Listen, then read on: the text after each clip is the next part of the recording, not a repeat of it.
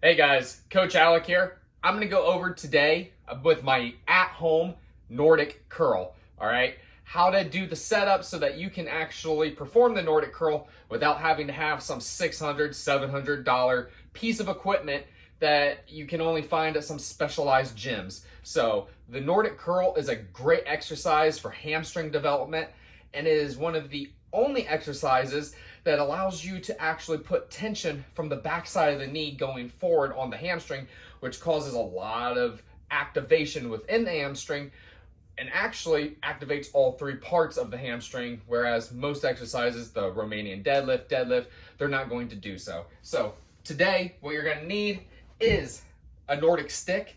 I have a bench here. You can use, I'm gonna use a yoga mat as well. You have to have something that's going to lift you up off the ground. So if you have mats at home, perfect. If you don't, I've used pillows off my bed before, along with the yoga mat. Something to just get your knees up off the ground, trying to look for about 12 inches here. You can actually use yoga blocks. If you have yoga blocks, that's also a great substitute. And then I'm also using bands that go attached just to the door, because when it comes to the Nordic curl, you can go down into a push-up position, but if you don't have necessarily the strength to pull yourself back up, having a little bit of help in the bottom position to pull yourself back up, which we'll go over today, is beneficial. So if you have an at-home band set, both these items here are gonna cost about 50 bucks. I think the Nordic stick's about $34 on Amazon. The bands here, I got a good deal on Amazon. I think those were like $21. So find yourself a deal and get yourself some at-home equipment. But for today, what we're gonna do is put the Nordic stick at the bottom of the door here. Make sure the door is shut and the door pulls towards you, because you don't want to shut a door inwards, whereas when you're going and putting tension on the door, you're probably going to open it and then things aren't going to be so good and you're probably going to get hurt. So make sure that you pull the door towards you. You hook your heels into the Nordic stick here. Toes are down, heels up against the door. My knees up on the bench here. Again, I'm lifted up off the ground about 12 inches with my knees. This makes it a little bit more comfortable for your toes as well. And you need something, and it's a lot easier if you have something solid like a bench here. Again, you can use pillows, but if you have something solid like yoga blocks or a bench, you're in a better position.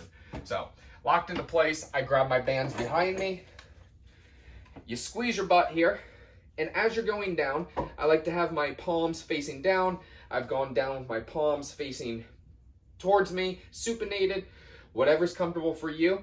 But you are squeezing your butt and you are not extending through the hips here. You're not pushing your hips out. You are extending through the knees. So as you're coming down, you push out through the knees, coming down towards the ground, curling back with the backs of your legs, pushing it out from the knees, curling back out. All right, I have my hands out in front of me. As you're going down, if it helps you think, you want to go down in nose, chest, belly, and then as you pull away, belly, chest, nose. All right, so as you're going for this exercise, you can do 3 sets of 10 to 15 is a good rep range to start out with. You can reduce the tension if you are going with no bands. Like I said, you can go down in a push-up position. Still the same movement, catching yourself and pushing up, pulling yourself at the same time.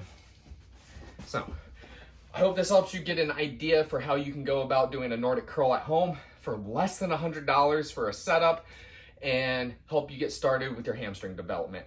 If you have questions, leave a comment, let me know, and I'll reach out to you.